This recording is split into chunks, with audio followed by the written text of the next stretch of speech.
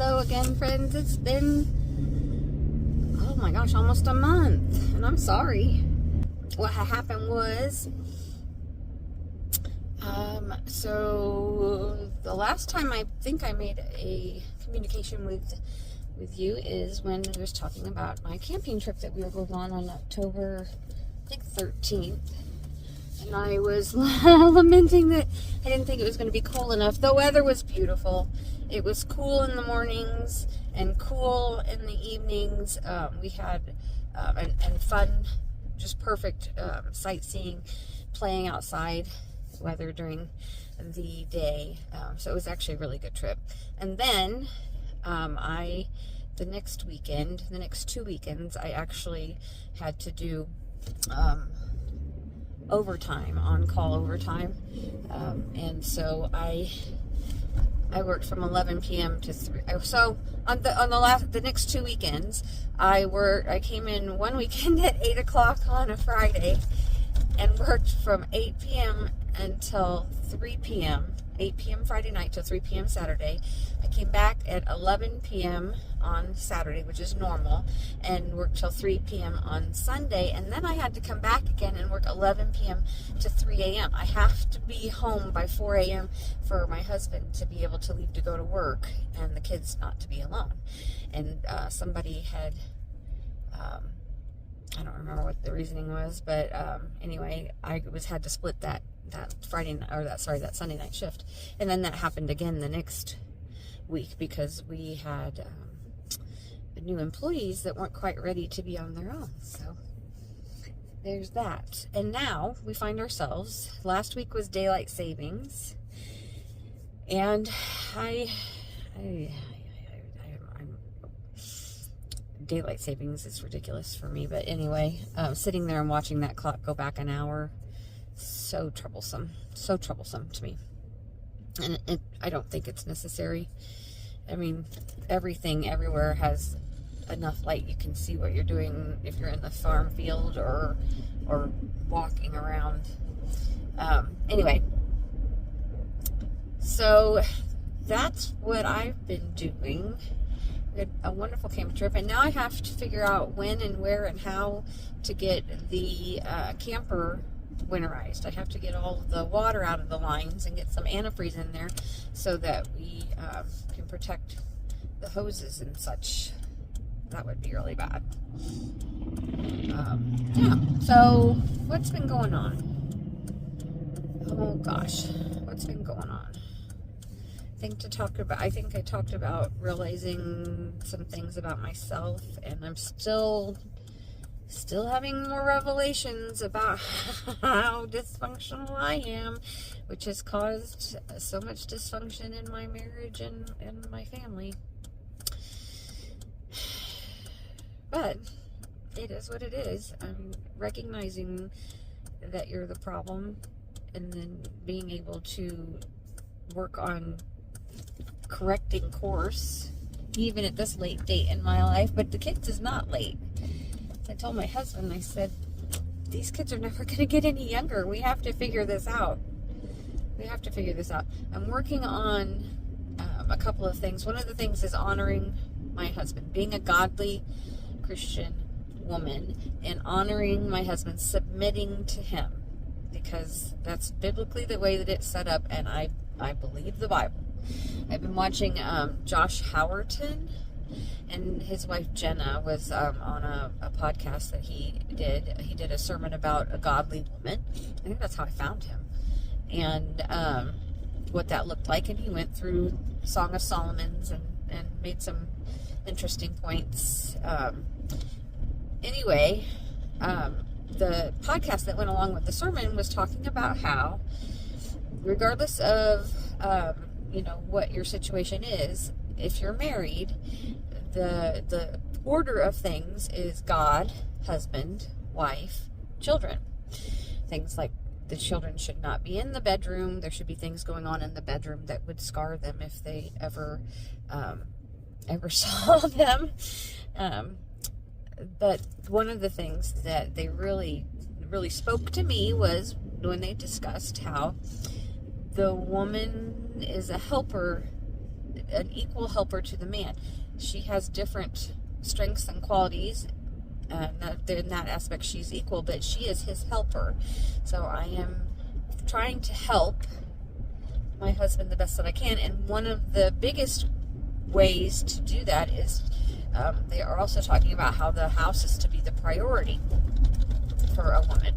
Not that she has to be a housewife, but a godly woman's house and home is her priority. And my house, you know, I have 3 little kids under the age of 7, and I have never, I'm not gonna say never, the only times I've ever had a really clean home were when I was before children, or when it was just me and my daughter. My apartment that we had, 2-bedroom apartment, it was clean and tidy and neat, and I maintained it. I haven't been able to do that since then. It's escaped me. I don't know if, but my house can be better. I need to prioritize the house to make it more comfortable for everybody, and to be more safe for everybody and secure for everybody. That's one of the roles or the things that I believe that God has called me to do. And while those aren't my natural strengths or my natural inclination, that is what I'm trying to do. I think it might be a long-term project, because it's not something that comes natural to me. I was raised mostly by my grandma. I did spend some time with my mom, but the majority of my time was with my grandma, and exclusively with my grandma. I say my grandpa was an over-the-road truck driver, so he was not around very much at all. So my grandmother was the ruling influence in my life from my preteen, teenage on through, and even before that though. But she collected things, and there were piles of magazines and books, and there was just piles of stuff everywhere. Always piles of stuff. Well, yeah, let me clarify that. There weren't so many piles before we moved from Cape Girardeau, Missouri to central Illinois, because the house was bigger. It had a big basement, a whole basement, and then there were 3 bedrooms and 2 baths upstairs. There was much more space, and then we moved from there into a small place. It was supposed to be Grandma and Grandpa and me, and then we ended up having other people that needed to stay, and the house was just very tiny. So as a result, all of the books and all of the magazines and all of the cookware and just all the things would be piled. And in order to have enough food to feed everybody for occasions, that would get piled. And so there was just lots of stuff everywhere all the time. It wasn't dirty. It wasn't hoarded. It was just very cluttered, and that is comfortable to me. I discovered a long time ago that having that stuff around me, that chaos around me, feels familiar. And whenever I clean out an area or remove chaos from an area, I have to fight the inclination to fill that space back up with something else, because space feels foreign and not as comfortable to me as the clutter. Now my husband, his mom kept her house, as far as I know, his mom kept her house immaculate. It was always, neat and tidy and set and so forth and so on. And so the chaos bothers him. I didn't realize how much it bothered him until probably a few years ago. I mean, we've been married almost 30 years, so that's a long time to deal with something. But you would think it would have gotten better as we've gotten older, and it would be just the 2 of us. But no, here we've got 3 small children, and away we go. Anyway, hold on just a second. Yeah, so lots of personal realizations happening. Not just for myself, but for other people in my life. So a work in progress. Speaking of being a work in progress, it has been 8 weeks since my doctor told me that if my thyroid levels were normal, regulated, that I could start a weight loss medicine if I wanted to. And I have discovered that I have apparently very little willpower, and I'm going to need some help. I am not willing to do a GLP-1, but there's got to be other things that I can use to help me. So we're going to start with the Quismia or something. I think it's Qsymia. And but tomorrow I have to get a blood draw to make sure that my levels are still where they need to be, and then he can prescribe it to me. And I think that it's going to cost me like $100 a month, which is significant, but not outrageous in the grand scheme of things. My health insurance will not prescribe any weight loss aids, or will not cover any weight loss aids or anything like that. The GLP-1, my diabetes is controlled, and so as far as if it was for weight loss, I wouldn't be able to get it covered, which I know it's hundreds of dollars. And I don't want to take a shot every for the rest of my life. I just really am not interested in doing that. So anyway, we'll see. Hopefully I can get that started here soon and see if that helps. I really had the best of intentions and thought that I was doing some good improvements, but my weight hasn't dropped at all. I don't eat like I used to, but it's apparently I'm still eating too much. If it tastes good, I'm not going to stop eating it, and I know that. But I don't, I don't know. I mean, I'm sure that somebody would be like, well, just do this, and this. I tried, but I failed.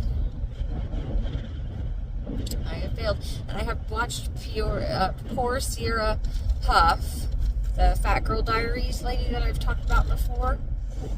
I have watched her weigh herself day after day after day, and she goes up a couple pounds, stays at the same weight, goes down a pound, goes down a pound, goes up a pound, and it just, she's exercising vigorously and trying to eat well, and I mean, I just think some of us need some external help.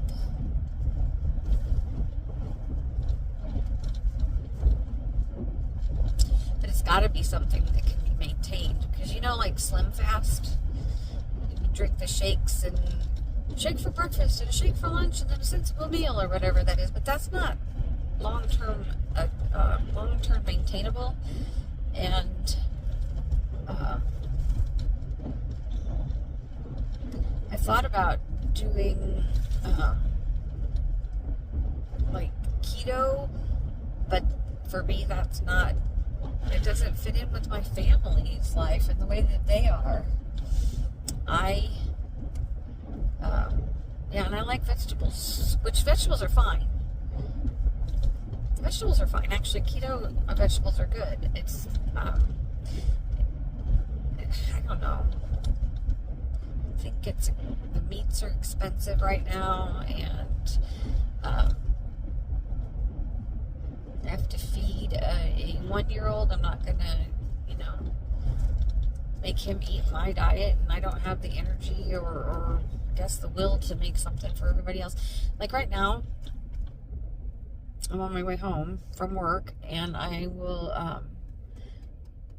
we're having ham sandwiches for supper, because it's Sunday night, and I just don't feel like cooking, so we're going to have ham sandwiches. Now, I could just eat ham, take a piece of ham and cheese and roll it up and be done with it, and I might. I don't know. Need to modify. I don't know. I don't know.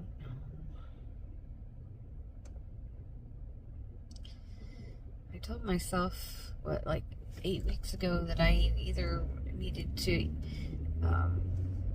get everything under control so I didn't have to be on like a GLP-1 for the rest of my life, and I didn't do it. So for whatever reason, I did not succeed. I don't drink my calories.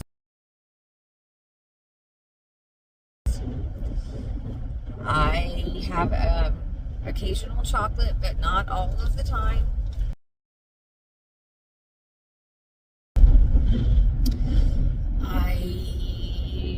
My portions are probably too big.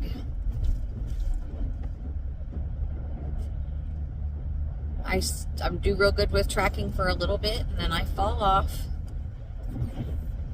I should really focus on tracking, because I know a lady who lost a whole bunch of weight, and the only thing she did was track her food.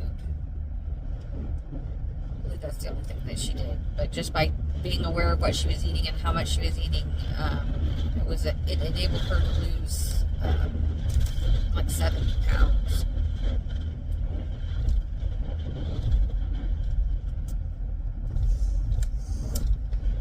I don't know. Thanksgiving's in a couple of weeks. And then there's Christmas. And there's New Year's, and time just flies. Tuesday is a day out for kids for school. It's November 11th. Is that Veterans Day? I'm sorry if that's not right. It's a holiday. And so we're going to go to Hannibal to see my mom and dad. The kids and I are. And I think a couple of my other sisters are going to try to go up too, so we can just have a family gathering. Mom was asking about everybody getting together for Thanksgiving, but I think there's complications with everybody getting together for Thanksgiving, so I'm glad that we'll hopefully be able to do that and see everybody. Christopher's hoping that Grandpa will take him fishing, and if we're all around hanging out, I'm not sure that's going to happen, so I hope that he's not too disappointed about that. If he can, great. It is really windy. Really windy. Crazy. So, yeah, that's me. Can you hear that? Goodness. I think yesterday it was in the 50s with the low like 36 last night, and then today's high was going to be 36. So the low that it got to yesterday was the high for today, and then it's going to get back up into the 50s. By next weekend we see a 70-degree day again, if the schedule forecast holds.